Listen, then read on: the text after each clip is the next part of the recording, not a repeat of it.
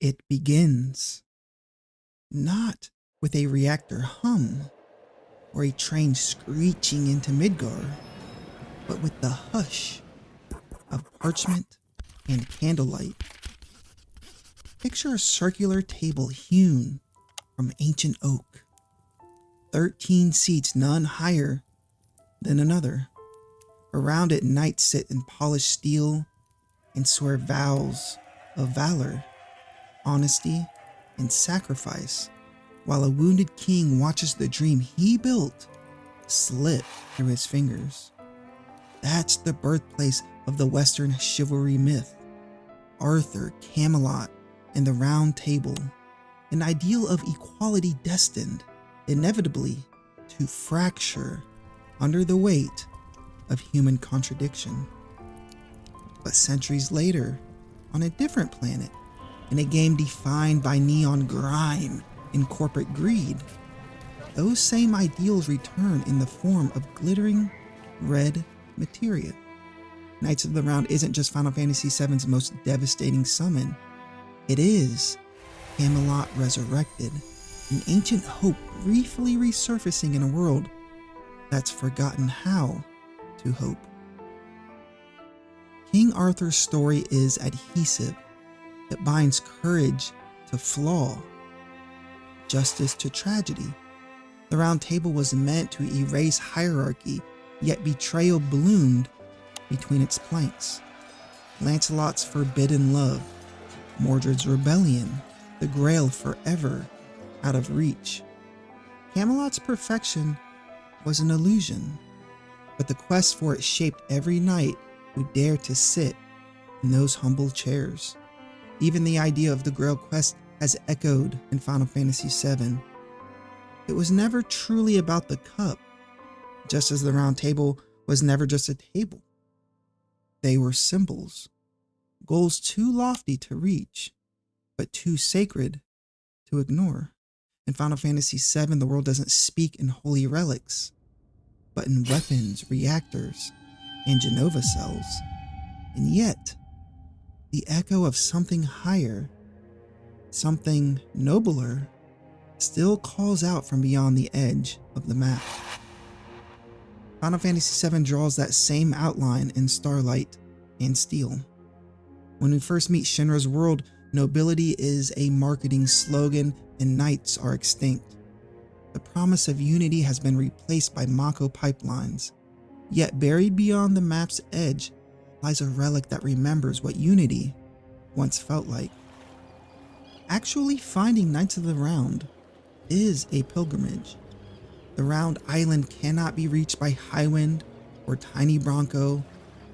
Only a bird bred from patience, RNG spreadsheets, and dozens of laps around the racetrack that can carry you there. It is a Grail quest, disguised as a side quest. The breeding of the Gold Chocobo, like Arthur's knights earning their way to the Grail, demands persistence and purity of intention. It's not just a grind, it's an act of reverence. The game doesn't gift you this power, it demands you chase it. When Cloud finally steps onto that speck of land, no fanfare, no NPCs, just a single lone materia glowing in the grass. The game tells you everything without a word. Power must be earned. Ideals must be chased. Activate the materia and the screen erupts. 13 armored figures descend from a cosmic throne room, each delivering a strike that shatters the damage cap and our childhood sense of scale. For a fleeting minute, Midgar's cynicism evaporates. We are watching legend manifest. And why 13? Because 12 knights alone are incomplete. The 13th blow belongs to the king. The one burdened by leadership, betrayed by blood still swinging. In Arthurian lore, that burden ends with his kingdom's fall. In Final Fantasy VII, it ends with the enemy's annihilation. Yet the melancholy lingers.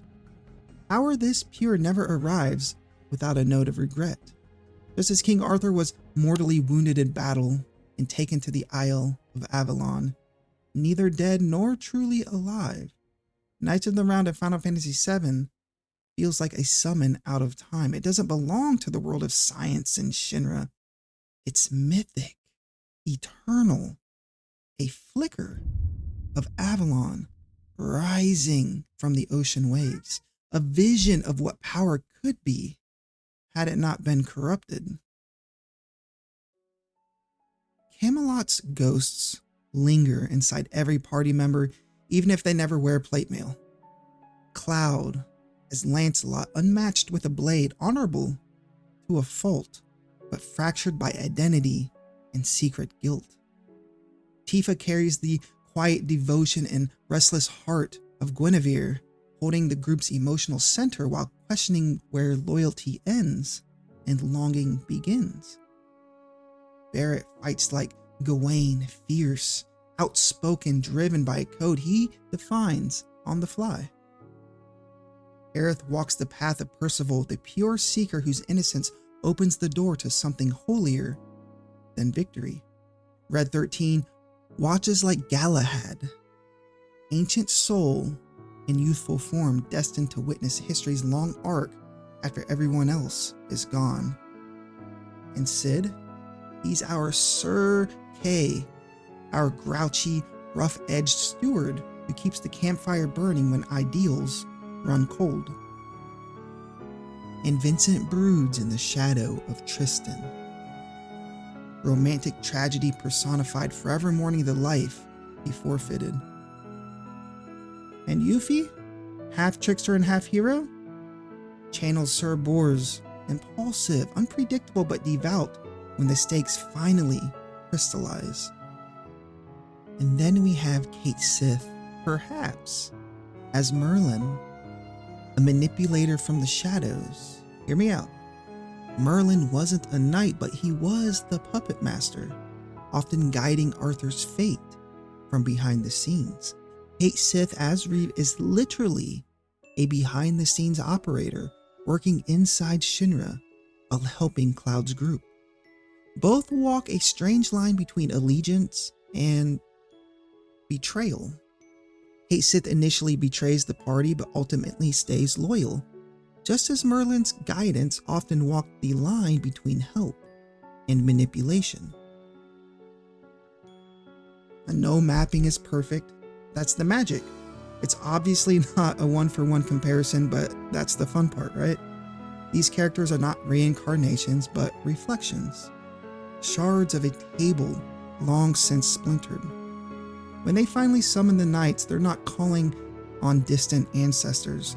They're calling the part of themselves that still believe in a better world. So why resurrect Camelot in this dystopia?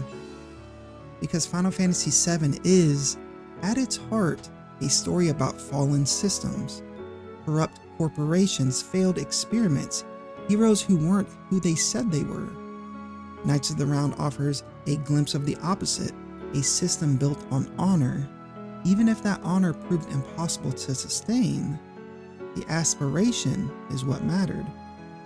Like Arthur's court, Final Fantasy VII's world is won in collapse. Betrayal comes from within.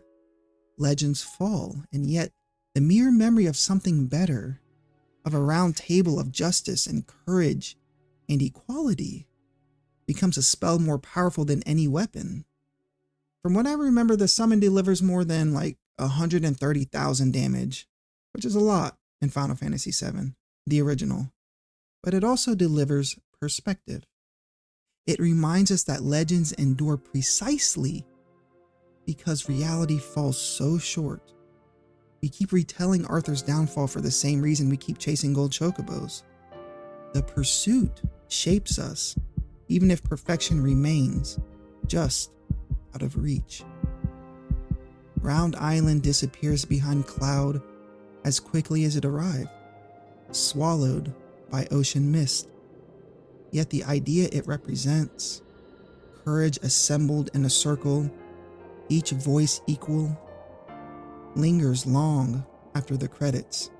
Knights of the Round is not just a nuclear option for the final battle. It's an invitation to remember ideals powerful enough to outlive their own ruin. So I'll leave you with these questions. Which knight sits closest to your heart when you watch that summon unfold? Is the round table of fantasy worth rebuilding, or a cautionary tale about reaching too high? And if Final Fantasy VII ever gives us a chance to wield this magnificent power again, will we use it to avenge the world or to restore it? Also, which knights do you think suit each party member in Final Fantasy VII, just like I did?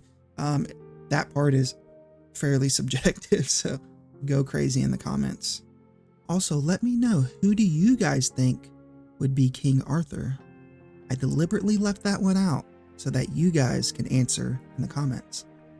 Again, thank you so much for watching and tuning in. Thank you for all the love the channel's been getting lately.